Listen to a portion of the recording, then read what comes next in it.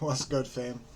I think I'm going to have to change my YouTube channel to What's Good, fam, because I can't fucking stop saying that.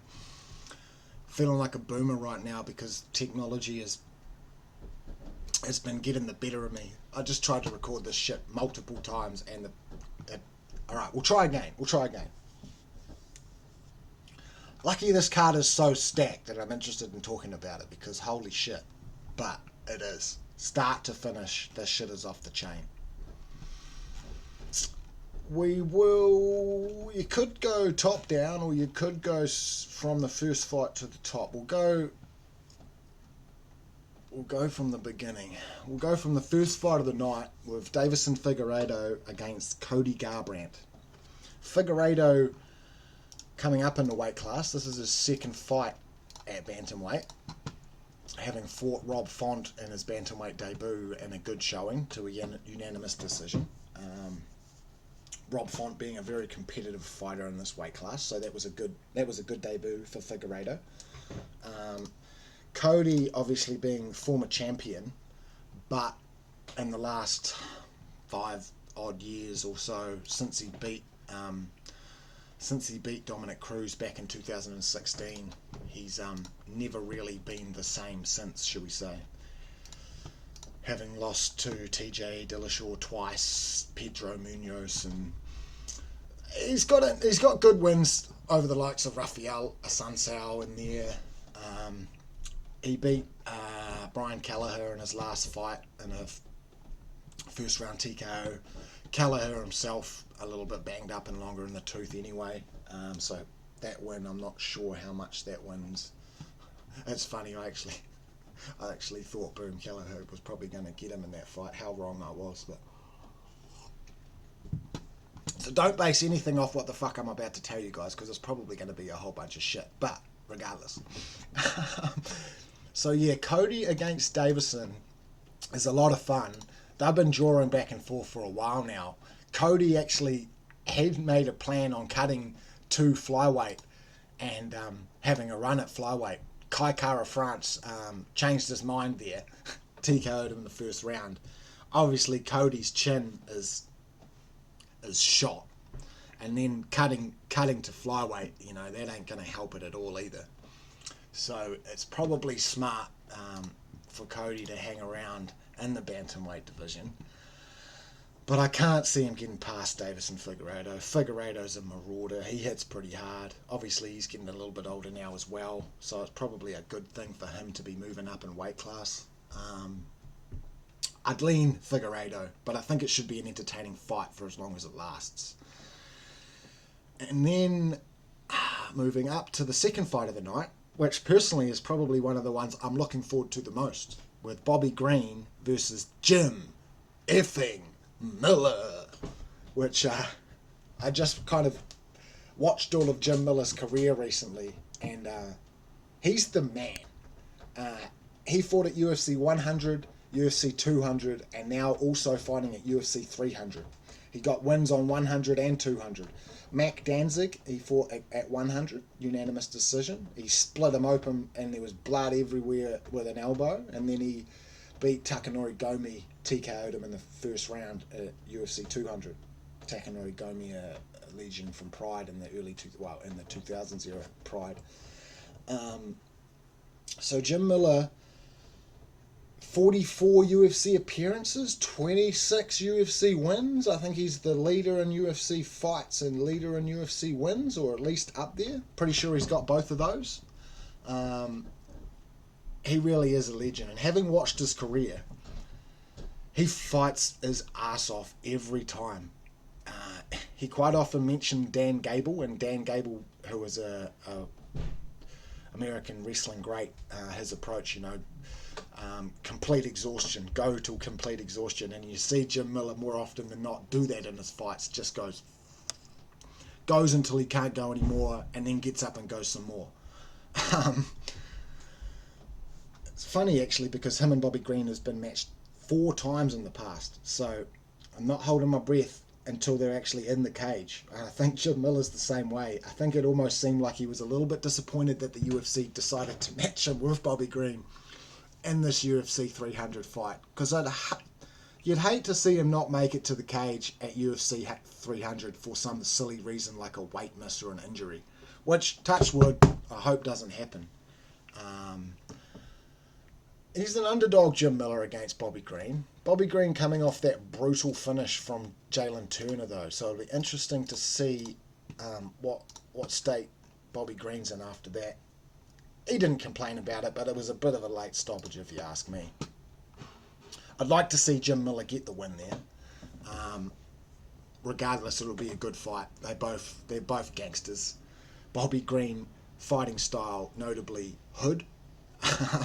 So, well, excuse me, I'm calling him Bobby Green. That's not actually his name. His name's King Green. The man changed his name from from Bobby to King. So shout out King Green. I'd like to see Jim Miller get the dub there, though. Moving into another former champion in Jessica Andrade versus Marina Rodriguez, which is interesting because Marina Rodriguez has actually got a win over Yan Xiaonan, who is fighting Weili Zhang for the strawweight title and at the top of the card there. So that's interesting. And Andrade, obviously a former champ, getting a little bit longer in the tooth, been to the top, come down now, had a few losses along the way. But as far as female fighters that have a puncher's chance, Andrade has always got the puncher's chance because she hits like a freight train. Probably lean Marina Rodriguez. She's at that point in her career where she wants that title shot and she's hungry for it. Both Brazilian fighters. I probably lean Rodriguez, but it should be a good fight. Obviously, Andrade always comes to fight, and Marina Rodriguez, having beaten someone who's actually challenging for the belt at the moment, is probably likes her chances to get a shot at the belt with a win after this. And then the early prelims main event, which could easily main event a fight night card, is Jalen Turner versus Renato Money Moicano. Great matchup. Jalen Turner, highly touted young fighter. He has been in the UFC for a while, and he's always had a bit of an aura about him as someone who's going to be at the top of the weight class for a while.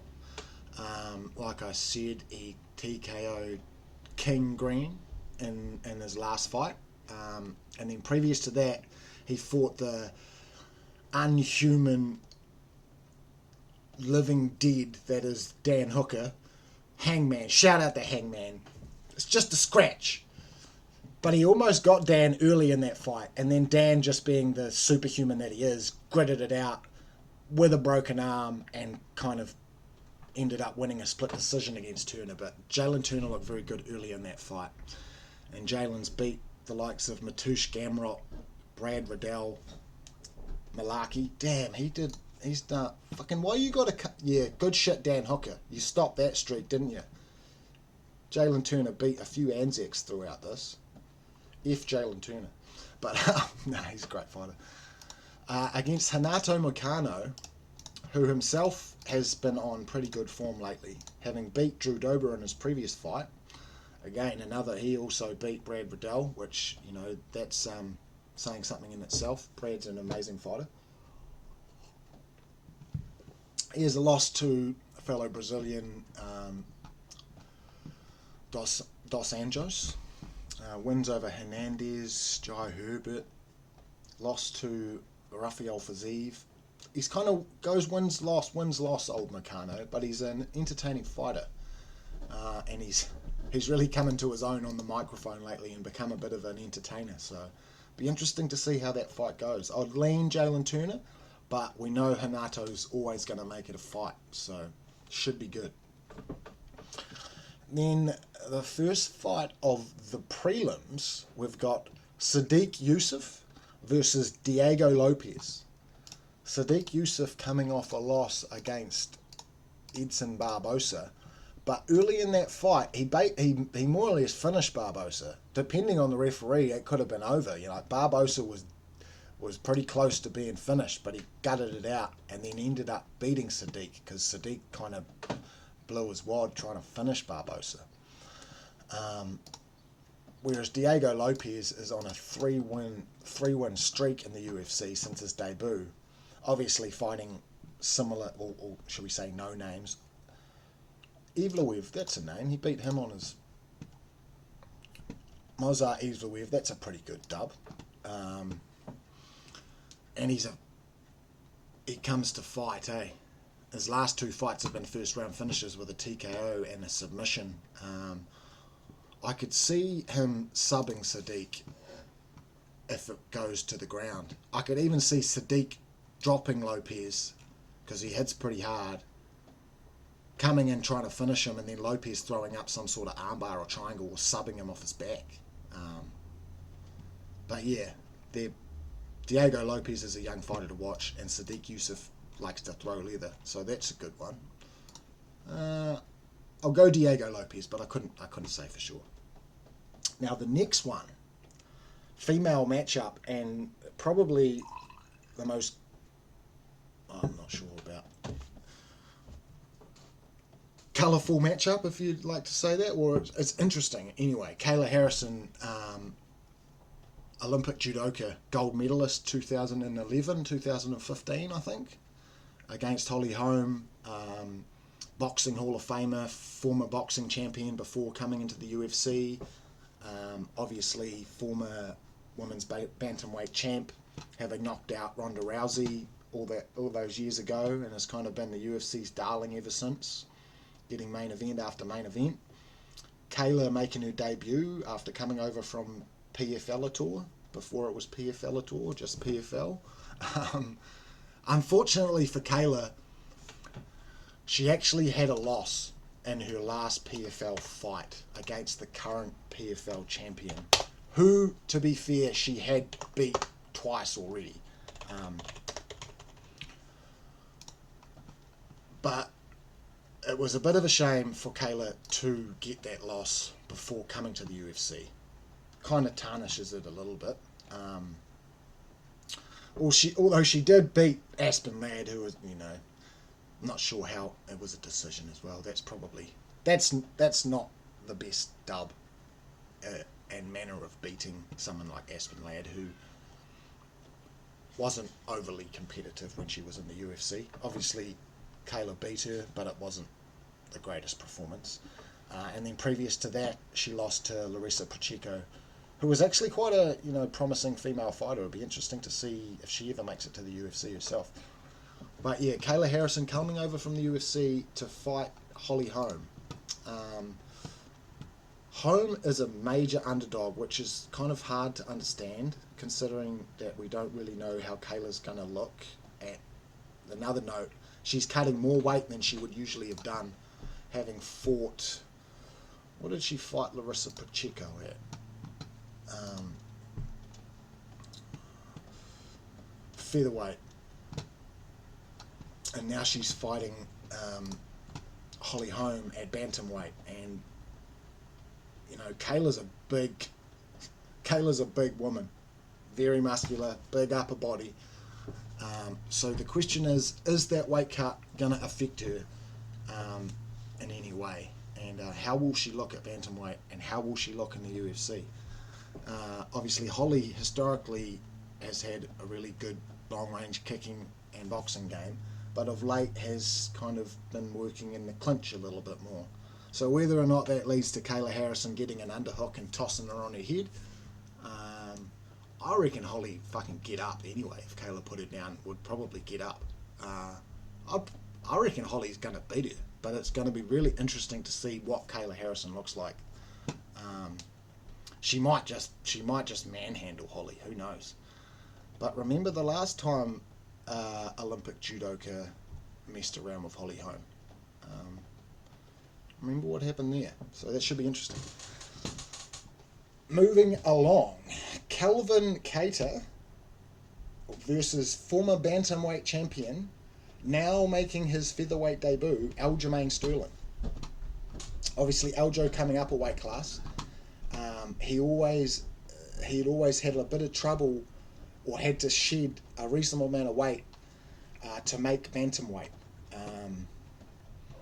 So he may be at his natural weight class now at featherweight. We'll see. I know that he's filled out a lot. Big lats on him now. He looks like he's really growing into a featherweight frame.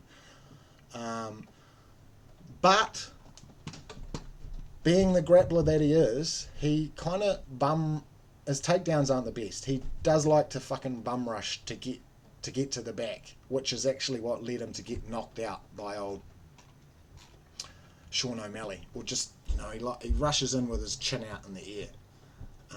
So Kelvin might take advantage of that. But if Aljo can get to his back, even not get him to the ground, if Aljo gets behind him and gets on his back, it's going to be a long night for Kelvin. That first round submission over Corey Sandhagen from Aljo, like, that is aged so well, and that was sick, So if Aljo can get to his back, I think it's going to be a long night for Cater.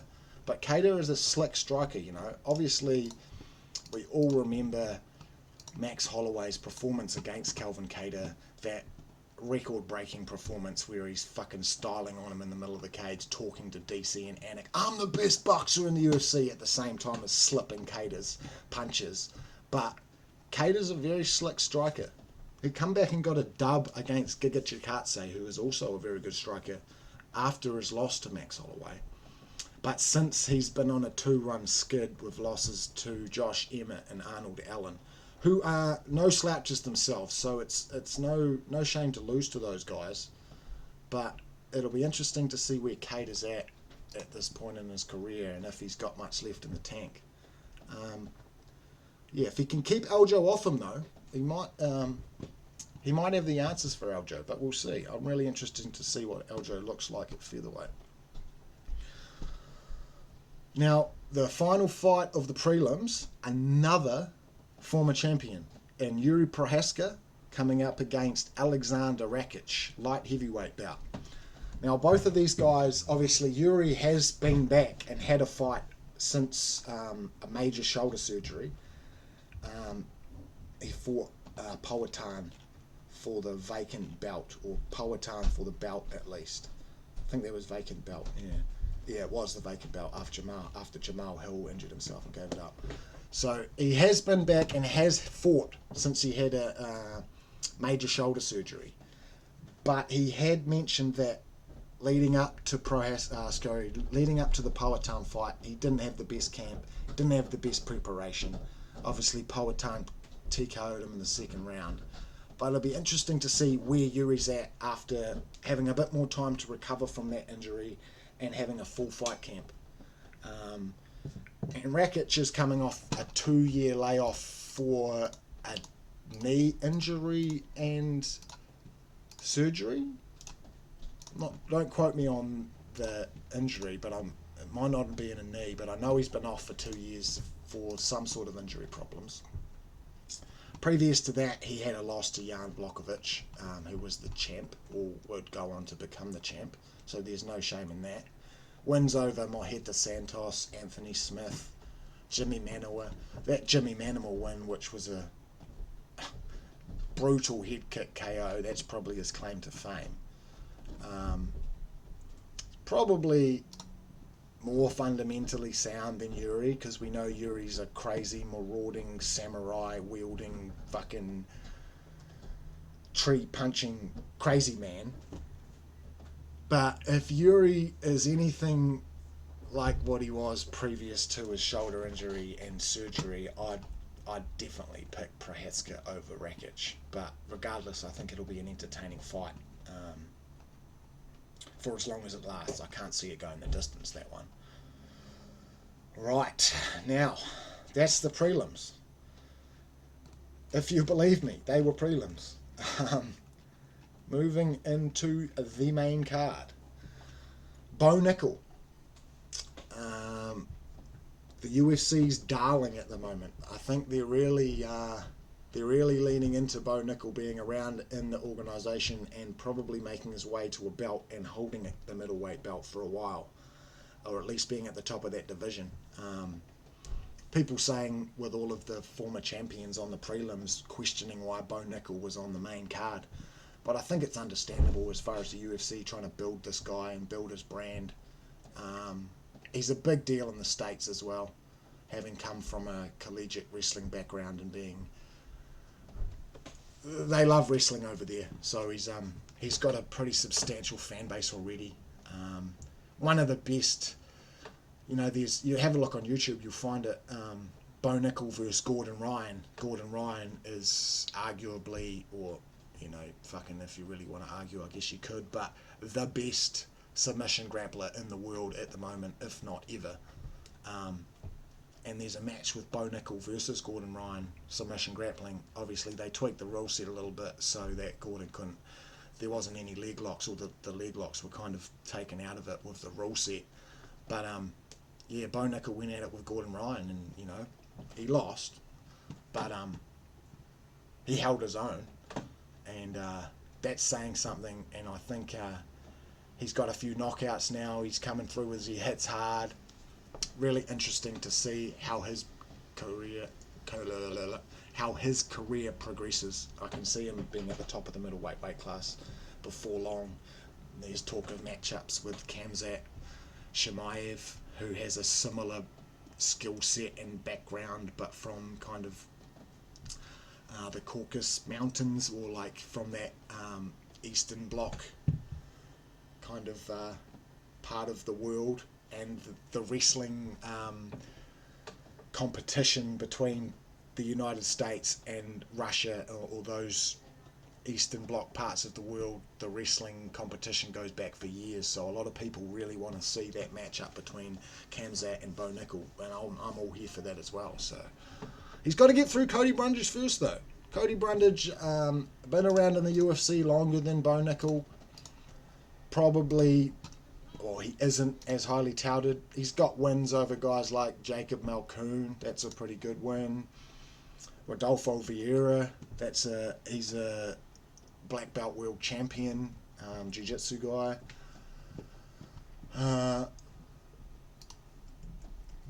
He's a major underdog, old Cody Brundage. I think I'm probably just going to put some money on him, just for the fact that if he wins, it'll be amazing. But I'd say Bo Nickel will probably make short work of him. It'll be interesting to see Bo Nickel pushed into the later rounds, though, to see how he performs after... I don't think he's made it out of the first round in his UFC career yet, so it'll be interesting to see how he goes if he gets pushed into deeper waters. But I'd probably lean Bo Nickel, although I think I'll probably put some money on Cody Brundage just for some fun. Now it gets serious. Now we're getting into the real stuff. Charles do Bronx Oliveira against Arman Sarukian in the lightweight division.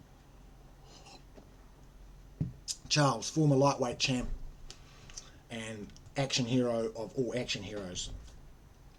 And Arman Sarukian, who has been considered future champ in this division ever since his debut against current champ Islam Makhachev, before Islam was the champ. I think Khabib was the champ at that point. But yeah, Arman took Islam to a decision in his UFC debut, which is saying something in itself.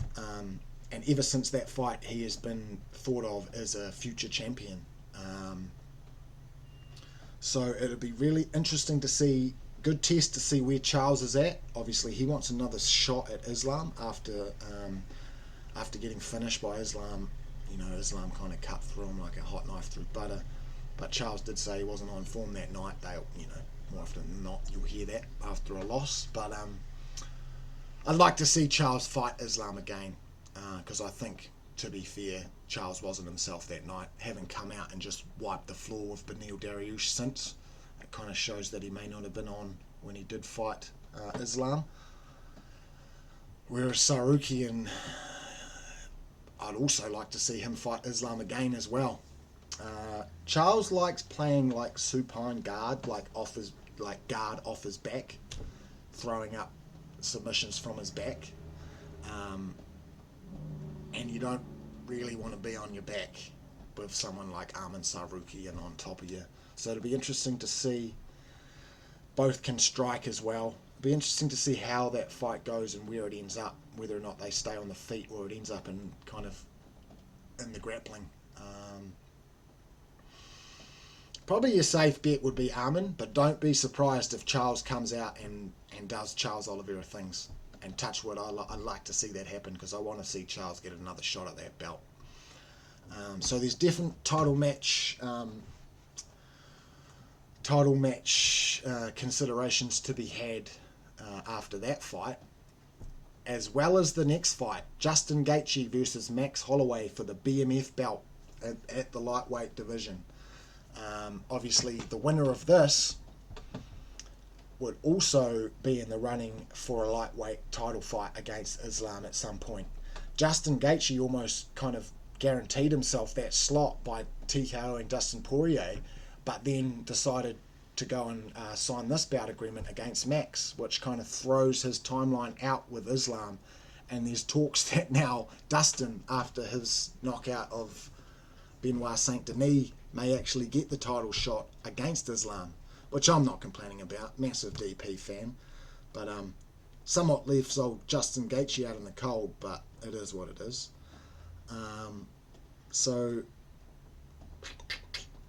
Max coming up a weight class, not for the first time. He did try a foray into the lightweight division back in 2019 when he fought Dustin Poirier for the then interim strap. And the narrative coming out of that fight back then is that Max was somewhat undersized or didn't have the power to really hurt DP at featherweight. Whereas lightweight, you dick. Hard to hurt Dustin Poirier. He hits hard as well. So how much that narrative is justified remains to be seen. We will find out on Sunday, Saturday, or whatever the fucking day is, wherever you're watching it. But should be noted, leading up to that fight with Poirier, he didn't have all that much time to kind of train and grow into a featherweight frame. Whereas lightweight, this one, you egg. He's had a little bit more of a build up and has had time to fill out, and he is looking much bigger. So it'll be interesting to see how he performs this time at lightweight. And like I said, if he happens to beat Justin Gaethje, he could be in the talkings for a title fight against Islam as well. So both of these lightweight fights have title match considerations depending on who walks away with the win. That's an amazing fight. People saying like this is Max Holloway versus Justin Gaethje is probably the people's main event. It's one of the ones I'm looking forward to the most. I'd like to see Max get the win. Like I say, it's all going to depend on how he is at lightweight and if he's managed to kind of put on a little bit of beef. Justin Gaethje is Max has never been dropped or TKO'd in the UFC. Old El Kukui, Tony Ferguson, had been on a similar run. Obviously he was getting a bit old when he was matched up with Justin Gaethje, but Justin Gaethje put an end to that. He hits hard, does Justin. So it's a little bit of a nail biter with old Max here, but I want to see Max get the win, and I'm very interested to see how he looks at lightweight this time. Now the first weight class championship on the card, we've got a women's strawweight title fight between Zhang Weili or Weili Zhang against Yan Xiaonan. Both Chinese fighters, which is kind of interesting why they decided to put this on a fight card in Las Vegas, where it almost seemed to make sense to book these two Chinese fighters at the top of a Chinese card, or at the top of a card in China, considering they're kind of fostering their fan base and roster in China, having what do they call it? The Road to the UFC, which is like contender-like series they do in China and Asia, and they've got like a performance institute that they've recently opened in China. So it's interesting that they decided to put these two on this card rather than build a card in China around them. But either way.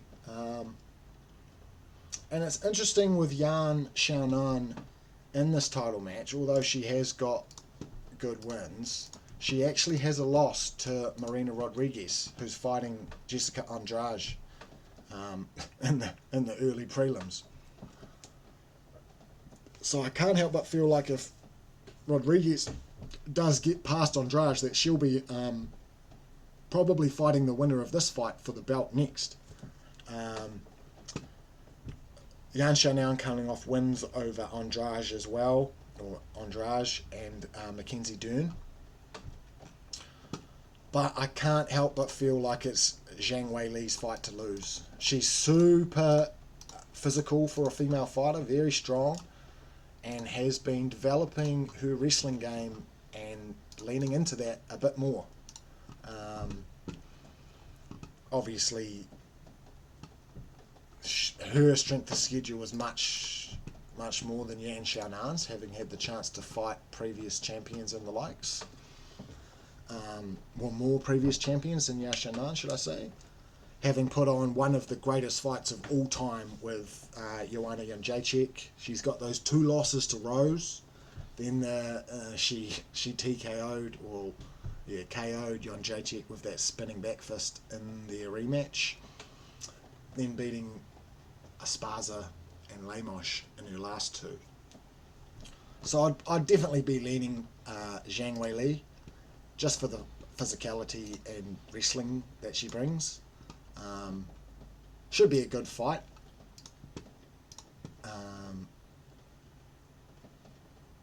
But probably, obviously it's a title match, so there's a bit more on the line, but it might be the one where you go and go to the fridge and get a beer at this time. Now, the main event, which everybody kind of poo-pooed and had a bit of complaints about when it was first announced, but the closer we get, the more interesting I think it's become. And Alex Poatan-Pereira, former lightweight champion, former middleweight champion, current light heavyweight champion, 2-division champion, which is impressive as shit in the UFC. But don't forget, also 2-division Glory kickboxing champion in the same weight classes, middleweight, light heavyweight. 2-division champion in 2 top-level combat sports organisations is ridiculous. He's obviously coming from New Zealand. I'm a massive Izzy Adesanya fan. So obviously I'm in Izzy's corner if he fights Poatan, but having watched that kind of back and forth between him and Pereira, and then in doing that, having watched Pereira's kickboxing, I'm a massive Alex Pereira fan as well. He's got like that, although he's kind of got a bit more, he's lightened up a little bit, but he kind of came into the UFC with that like Margin Vegeta vibe, you know, like he's not fucking around. So yeah, Alex Poatan-Pereira versus former light heavyweight champion Jamal Hill, who, like we said earlier, actually vacated. No, Yuri vacated the light heavyweight belt when he was injured, which then Jamal Hill fought Glover Teixeira for the vacant belt. But then, unfortunately for Jamal Hill, he also had a major injury. He tore his Achilles, and he also vacated the belt, which then is why Alex has it, because Alex fought the returning Yuri Prohaska for the vacant belt. So there's been a lot of light heavyweights been up and down, injuries all over the show for the last few years. So this fight here, with a returning champ coming back from injury against the current champ, to a certain extent, puts the weight class back on track, and it's because Alex fighting previous champ to kind of solidify his belt, or Jamal coming back to take his belt back from Pereira. There's been a video floating around on MMA Twitter or in the MMA kind of sphere over the last week or so of Jamal Hill's footwork against Glover Teixeira. He had a very good performance, regardless of the footwork, against Glover Teixeira. But there's videos of Jamal, he's rolling back on his ankles, he's crossing his feet when he's stepping, he's doing all the red flags that you should not be doing as a striker. And you ain't going to get away with doing that shit against a top-level striker like Alex Pereira. So, not to mention, he's coming back after a major injury in a ruptured Achilles. Like, regardless of fighting Alex Pereira, that's a fight in itself, returning to competition after such a major injury. So it'll be very interesting to see how Jamal Hill looks. Having watching interviews over the last week or so, in his media day scrum, he was actually asked about the injury by a reporter, and his reply to me kind of seemed odd.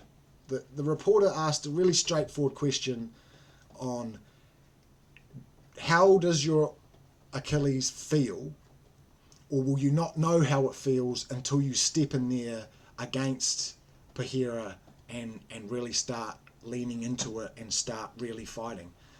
And at that point he kind of poo-pooed it. That's a silly question. What do you think? I've been feeling fine ever since I was injured. Well, obviously you fucking weren't, mate, because you fucking gave your belt up because you couldn't fight for it. So you can't have been feeling good then.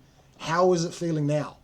And the fact that he couldn't give a straight answer to that, made me think that maybe it isn't feeling that fucking good and he didn't want to really talk about it. But I guess that remains to be seen.